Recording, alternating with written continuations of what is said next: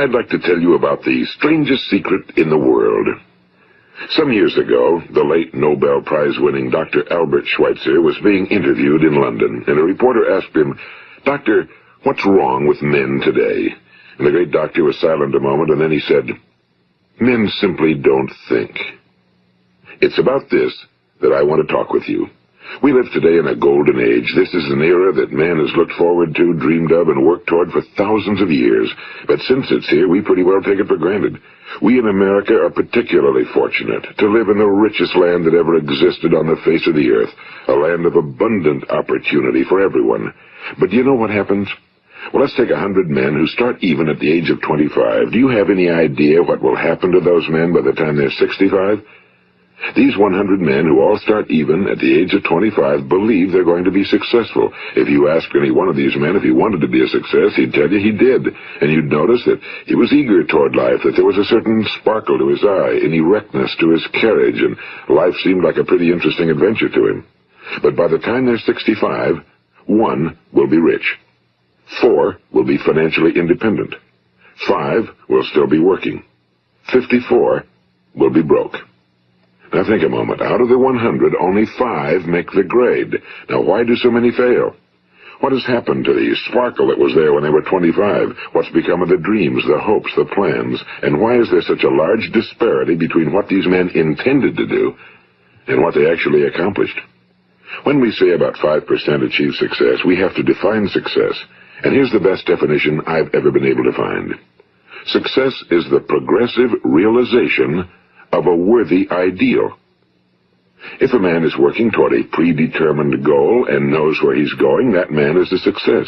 If he's not doing that, he's a failure.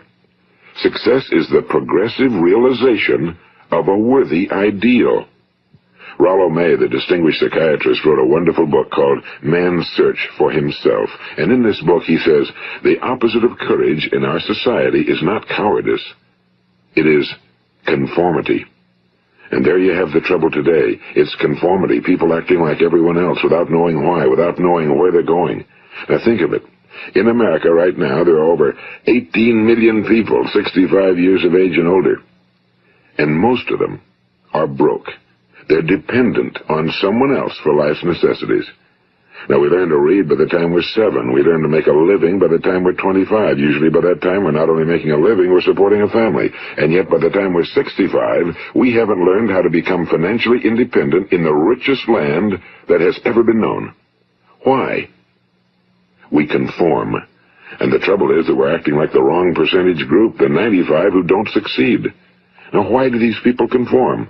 Well, they really don't know. These people believe that their lives are shaped by circumstances, by things that happen to them, by exterior forces. They're outer-directed people. A survey was made one time that covered a lot of men, working men, and these men were asked, "Why do you work? Why do you get up in the morning?" 19 out of 20 had no idea. If you ask them, they'll say, well, everyone goes to work in the morning, and that's the reason they do it, because everyone else is doing it. Now let's get back to our definition of success. Who succeeds? The only person who succeeds is the person who is progressively realizing a worthy ideal. He's the person who says, I'm going to become this, and then begins to work toward that goal. I'll tell you who the successful people are. A success is the school teacher who's teaching school because that's what he or she wants to do. The success is the woman who's a wife and mother because she wanted to become a wife and mother and is doing a good job of it. The success is the man who runs the corner gas station because that was his dream. That's what he wanted to do. The success is the successful salesman who wants to become a top-notch salesman and grow and build with his organization. A success is anyone who is doing deliberately a predetermined job because that's what he decided to do deliberately. But only 1 out of 20 does that. That's why today there isn't really any competition unless we make it for ourselves. Instead of competing, all we have to do is create. You know, for 20 years, I looked for the key which would determine what would happen to a human being. Was there a key I wanted to know which would make the future a promise that we could foretell to a large extent? Was there a key that would guarantee a person's becoming successful if he only knew about it and knew how to use it? Well, there is such a key, and I've found it. Have you ever wondered why so many men work so hard and honestly without ever achieving anything in particular, and others don't seem to work hard and yet seem to get everything? They seem to have the magic touch. You've heard them say that about someone. Everything he touches turns to gold. And have you ever noticed that a man who becomes successful tends to continue to become successful? And on the other hand, have you noticed how a man who's a failure tends to continue to fail? Well, it's because of goals. Some of us have goals, some don't. People with goals succeed because they know where they're going. It's that simple. Think of a ship leaving a harbor, and think of it with the complete voyage mapped out and planned. The captain and crew know exactly where it's going and how long it'll take. It has a definite goal. Now, 9,999 times out of 10,000, it will get to where it started out to get. Now, let's take another ship, just like the first, only let's not put a crew on it or a captain at the helm. Let's give it no aiming point, no goal, no destination. We just start the engines and let it go. I think you'll agree with me that if it gets out of the harbor at all, it will either sink or wind up on some deserted beach, a derelict. It can't go anyplace because it has no destination and no guidance, and it's the same with a human being. Take the salesman, for example.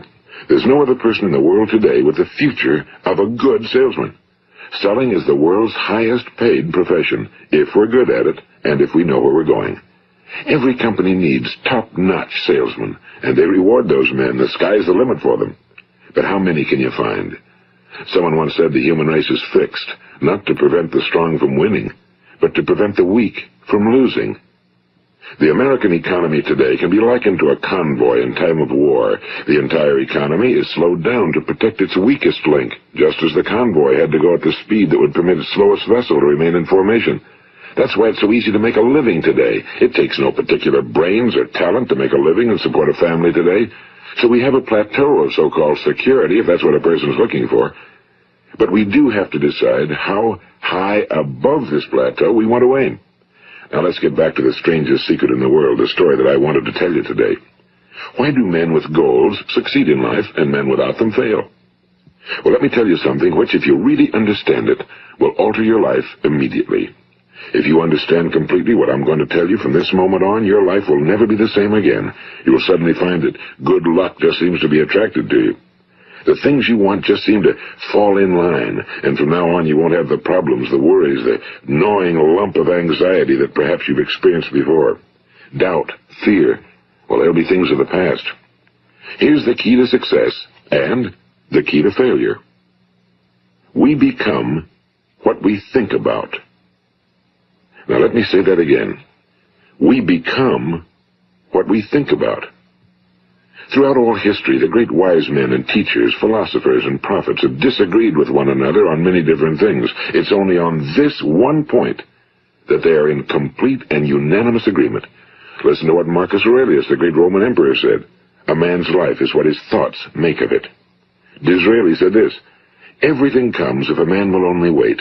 I've brought myself by long meditation to the conviction that a human being with a settled purpose must accomplish it, and that nothing can resist a will that will stake even existence for its fulfillment. Ralph Waldo Emerson said this, a man is what he thinks about all day long. William James said, the greatest discovery of my generation is that human beings can alter their lives by altering their attitudes of mind.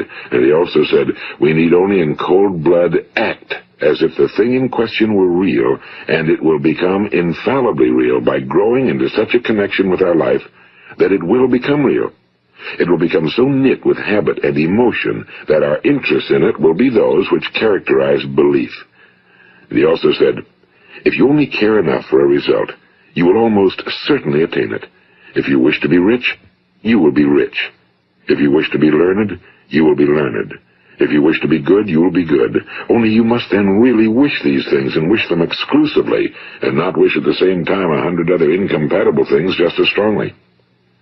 In the Bible, you read in Mark 9:23, if thou canst believe, all things are possible to him that believeth. My old friend Dr. Norman Vincent Peale put it this way, this is one of the greatest laws in the universe. Fervently do I wish I had discovered it as a very young man. It dawned upon me much later in life, and I found it to be one of the greatest, if not my greatest discovery outside of my relationship to God.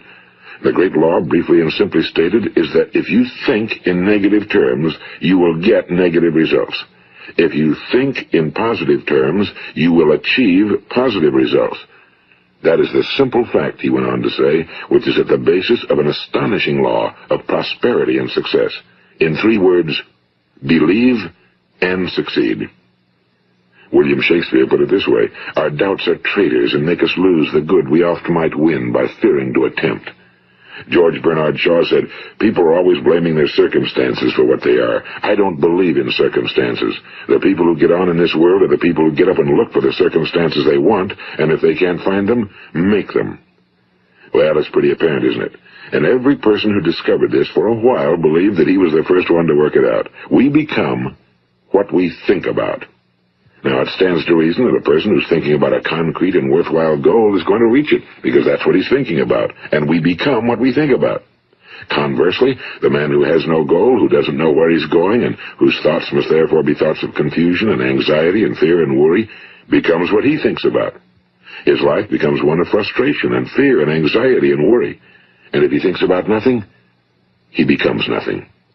Now, how does it work? Why do we become what we think about? Well, I'll tell you how it works as far as we know. Now, to do this, I want to tell you about a situation that parallels the human mind. Suppose a farmer has some land, and it's good fertile land. Now, the land gives the farmer a choice. He may plant in that land whatever he chooses. The land doesn't care. It's up to the farmer to make the decision. Now, remember, we're comparing the human mind with the land because the mind, like the land, doesn't care what you plant in it. It will return what you plant, but it doesn't care what you plant.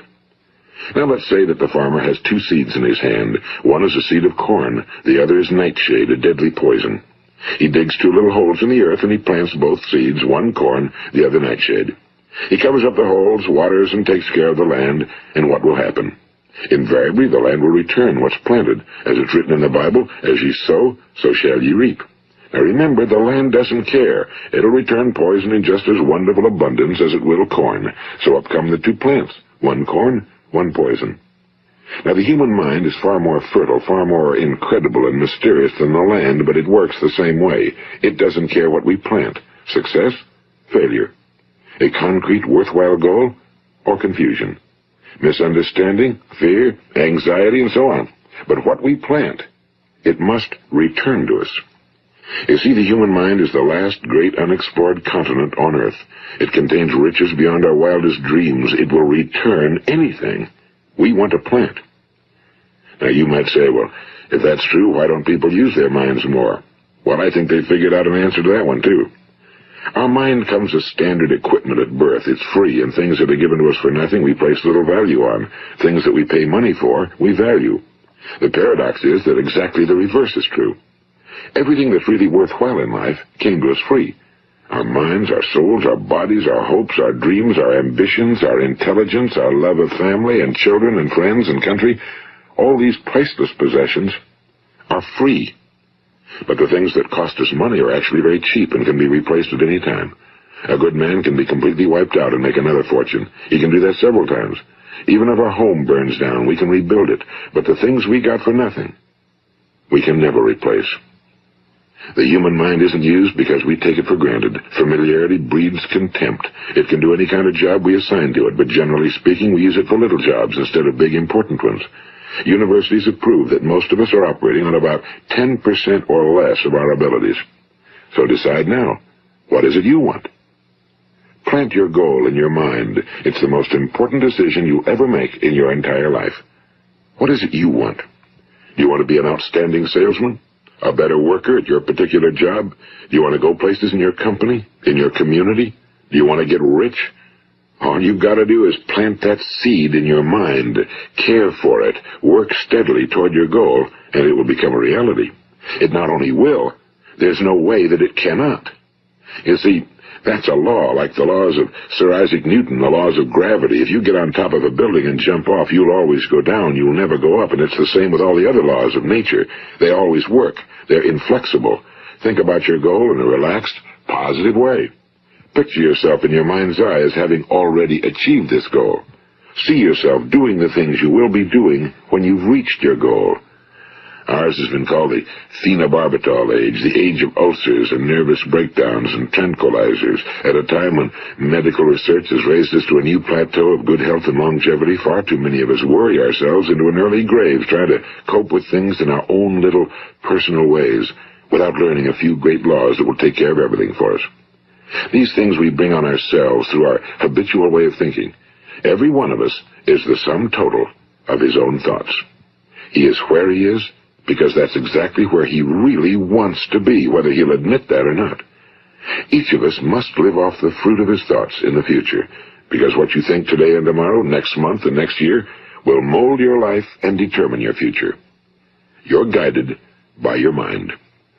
I remember one time I was driving through eastern Arizona, and I saw one of those giant earth-moving machines roaring along the road at about 35 miles an hour with what looked like 30 tons of dirt in it. A tremendous, incredible machine, and there was a little man perched way up on top with the wheel in his hands guiding it. And as I drove along, I was struck by the similarity of that machine to the human mind. Just suppose you're sitting at the controls of such a vast source of energy. Are you going to sit back and fold your arms and let it run itself into a ditch? Or are you going to keep both hands firmly on the wheel and control and direct this power to a specific, worthwhile purpose? It's up to you. You're in the driver's seat. You see, the very law that gives us success is a two-edged sword. We must control our thinking. The same rule that can lead a man to a life of success, wealth, happiness, and all the things he ever dreamed of for himself and his family. That very same law can lead him into the gutter. It's all in how he uses it, for good or for bad. This is the strangest secret in the world. Now, why do I say it's strange, and why do I call it a secret? Actually, it isn't a secret at all. It was first promulgated by some of the earliest wise men, and it appears again and again throughout the Bible, but very few people have learned it, understand it. That's why it's strange, and why for some equally strange reason it virtually remains a secret. I believe that you could go out and walk down the main street of your town and ask one man after another what the secret of success is, and you probably wouldn't run into one man in a month who could tell you. Now, this information is enormously valuable to us if we really understand it and apply it. It's valuable to us not only for our own lives, but the lives of those around us, our families, employees, associates, and friends. Life should be an exciting adventure. It should never be a bore. A man should live fully, be alive. He should be glad to get out of bed in the morning. He should be doing a job he likes to do because he does it well. One time I heard Grove Patterson, the great late editor-in-chief of the Toledo Daily Blade, make a speech, and as he concluded his speech, he said something I've never forgotten. He said, "My years in the newspaper business have convinced me of several things. Among them, that people are basically good, and that we came from someplace, and we're going someplace. So we should make our time here an exciting adventure. The architect of the universe didn't build a stairway leading nowhere." And the greatest teacher of all, the carpenter from the plains of Galilee, gave us the secret time and time again. As ye believe, so shall it be done unto you. I've explained the strangest secret in the world and how it works. Now, on this side, I want to explain how you can prove to yourself the enormous returns possible in your own life by putting this secret to a practical test. I want you to make a test that will last 30 days. It isn't going to be easy, but if you'll give it a good try, it will completely change your life for the better. Now, back in the 17th century, Sir Isaac Newton, the English mathematician and natural philosopher, gave us some natural laws of physics which apply as much to human beings as they do to the movement of bodies in the universe. And one of these laws is that for every action, there is an equal and opposite reaction. Simply stated, as it applies to you and me, it means we can achieve nothing without paying the price. The results of your 30-day experiment will be in direct proportion to the effort you put forth. To be a doctor, you must pay the price of long years of difficult study. To be successful in selling, and remember that each of us succeeds to the extent of his ability to sell.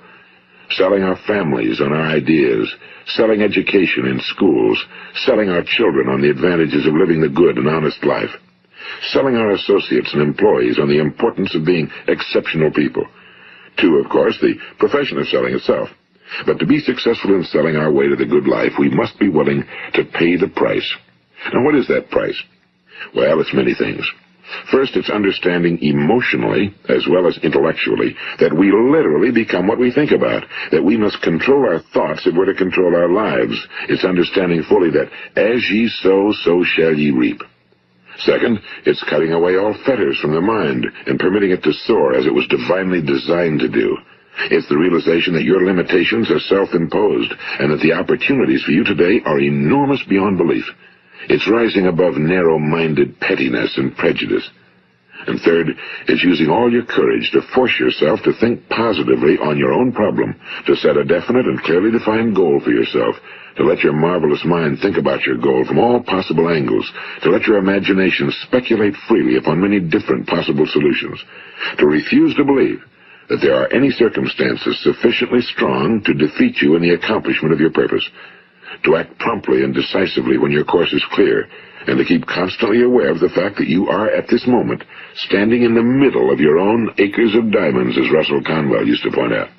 And fourth, save at least 10% of every dollar you earn. It's also remembering that no matter what your present job, it has enormous possibilities if you're willing to pay the price.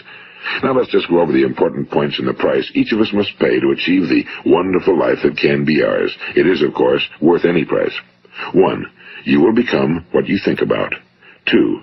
Remember the word imagination and let your mind begin to soar. 3. Courage. Concentrate on your goal every day. 4. Save 10% of what you earn. And 5. Action. Ideas are worthless unless we act on them.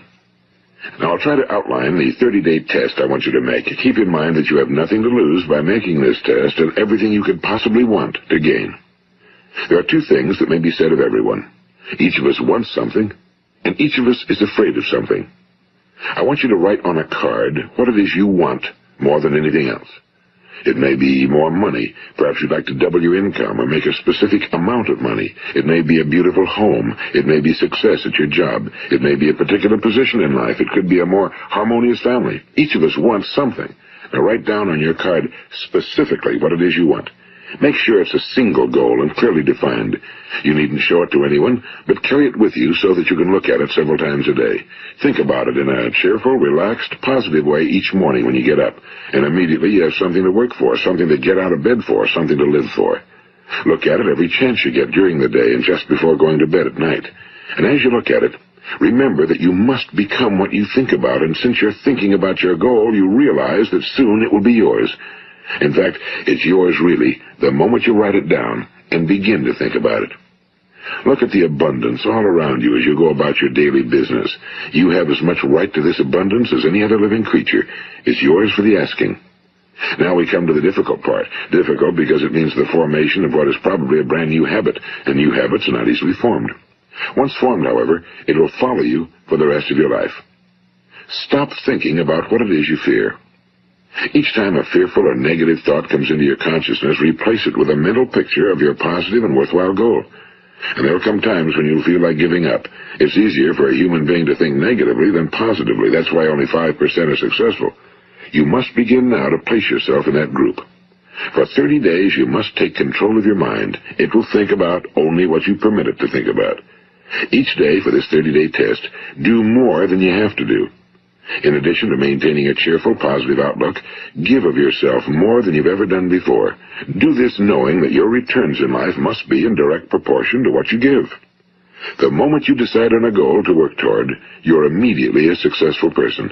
You are then in that rare and successful category of people who know where they're going. Out of every 100 people, you belong to the top 5.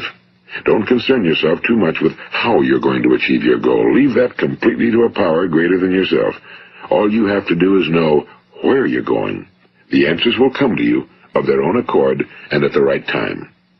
Remember these words from the Sermon on the Mount, and remember them well. Keep them constantly before you this month of your test. Ask, and it shall be given you. Seek, and ye shall find. Knock, and it shall be opened unto you. For every one that asketh receiveth, and he that seeketh findeth, and to him that knocketh it shall be opened. It's as marvelous and as simple as that. In fact, it's so simple that in our seemingly complicated world, it's difficult for an adult to understand that all he needs is a purpose and faith. For 30 days, Do your very best. If you're a salesman, go at it as you've never done before, not in a hectic fashion, but with the calm, cheerful assurance that time well spent will give you the abundance in return you deserve and want. If you're a homemaker, devote your 30-day test to completely giving of yourself without thinking about receiving anything in return, and you'll be amazed at the difference it makes in your life. No matter what your job, do it as you've never done it before for 30 days. And if you've kept your goal before you every day, you'll wonder and marvel at this new life you've found. Dorothea Brand, the outstanding editor and writer, discovered it for herself and tells about it in her fine book, Wake Up and Live. Her entire philosophy is reduced to the words, act as though it were impossible to fail. She made her own test with sincerity and faith, and her entire life was changed to one of overwhelming success. Now, you make your test for 30 full days. Don't start your test until you've made up your mind to stick with it. You see, by being persistent, you're demonstrating faith. Persistence is simply another word for faith. If you didn't have faith, you'd never persist. If you should fail during your first 30 days, by that I mean suddenly find yourself overwhelmed by negative thoughts, you've got to start over again from that point and go 30 more days. Gradually, your new habit will form until you find yourself one of that wonderful minority to whom virtually nothing is impossible. And don't forget the card. It's vitally important as you begin this new way of living. On one side of the card, write your goal, whatever it may be. On the other side, write the words we've quoted from the Sermon on the Mount. Ask, and it shall be given you. Seek, and ye shall find. Knock, and it shall be opened unto you. Nothing great was ever accomplished without inspiration. See that during these crucial first 30 days, your own inspiration is kept at a peak. And above all, don't worry. Worry brings fear, and fear is crippling. The only thing that can cause you to worry during your test is trying to do it all yourself.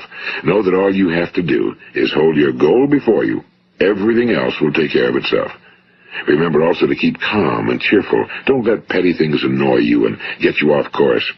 Now, since making this test is difficult, some will say, why should I bother? Well, look at the alternative. No one wants to be a failure. No one really wants to be a mediocre individual. No one wants a life constantly filled with worry and fear and frustration. Therefore, remember that you must reap that which you sow. If you sow negative thoughts, your life will be filled with negative things. If you sow positive thoughts, your life will be cheerful, successful, and positive. Now, gradually, you will have a tendency to forget what you've heard on this recording. Play it often. Keep reminding yourself of what you must do to form this new habit. Gather your whole family around at regular intervals and listen to what's been said here. You know, most men will tell you that they want to make money without understanding the law. The only people who make money work in a mint. The rest of us must earn money. This is what causes those who keep looking for something for nothing or a free ride to fail in life. The only way to earn money is by providing people with services or products which are needed and useful. We exchange our time and our product or service for the other man's money. Therefore, the law is that our financial return will be in direct proportion to our service. Now, success is not the result of making money. Making money is the result of success, and success is in direct proportion to our service. Most people have this law backwards. They believe that you're successful if you earn a lot of money. The truth is that you can only earn money after you're successful. It's like the story of the man who sat in front of the stove and said to it, give me heat, and then I'll add the wood. How many men and women do you know, or do you suppose there are today, who take the same attitude toward life? There are millions. We've got to put the fuel in before we can expect heat. Likewise, we've got to be of service first before we can expect money. Don't concern yourself with the money. Be of service, build, work, dream, create. Do this and you'll find there's no limit to the prosperity and abundance that will come to you. Prosperity, you know, is founded upon a law of mutual exchange. Any person who contributes to prosperity must prosper in turn himself. Sometimes the return will not come from those you serve, but it must come to you from someplace, because that's the law. For every action, there is an equal and opposite reaction. As you go daily through your 30-day test period, remember that your success will always be measured by the quality and quantity of service you render, and money is a yardstick for measuring this service. No man can get rich himself unless he enriches others. Now, there are no exceptions to a law. You can drive down any street in America and from your car estimate the service that's being rendered by the people living on that street. Had you ever thought of this yardstick before? It's interesting. Some, like ministers and priests and other devoted people, measure their returns in the realm of the spiritual, but again, their returns are equal to their service. Once this law is fully understood, any thinking person can tell his own fortune. If he wants more, he must be of more service to those from whom he receives his return. If he wants less, he has only to reduce his service. This is the price you must pay for what you want. If you believe you can enrich yourself by deluding others, you can end only by deluding yourself. It may take some time, but just as surely as you breathe, you'll get back what you put out. Don't ever make the mistake of thinking you can avert this. It's impossible. The prisons and the streets where the lonely walk are filled with people who tried to make new laws just for themselves. We may avoid the laws of man for a while, but there are greater laws that cannot be broken. An outstanding medical doctor recently pointed out 6 steps that will help you realize success. 1. Set yourself a definite goal. 2. Quit running yourself down. 3. Stop thinking of all the reasons why you cannot be successful and instead think of all the reasons why you can. 4. Trace your attitudes back through your childhood and try to discover where you first got the idea you couldn't be successful, if that's the way you've been thinking. 5. Change the image you have of yourself by writing out a description of the person you would like to be. And 6. Act the part of the successful person you have decided to become. The doctor who wrote those words is a noted West Coast psychiatrist, Dr. David Harold Fink. Do what the experts since the dawn of recorded history have told you you must do. Pay the price by becoming the person you want to become. It's not nearly as difficult as living unsuccessfully. Make your 30-day test, then repeat it again, and each time it will become more a part of you until you'll wonder how you could ever have lived any other way. Live this new way and the floodgates of abundance will open and pour over you more riches than you may have dreamed existed. Money? Yes, lots of it. But what's more important, you'll have peace. You'll be in that wonderful minority who lead calm, cheerful, successful lives. Start today. You have nothing to lose, but you have a whole life to win. This is Earl Nightingale, and thank you.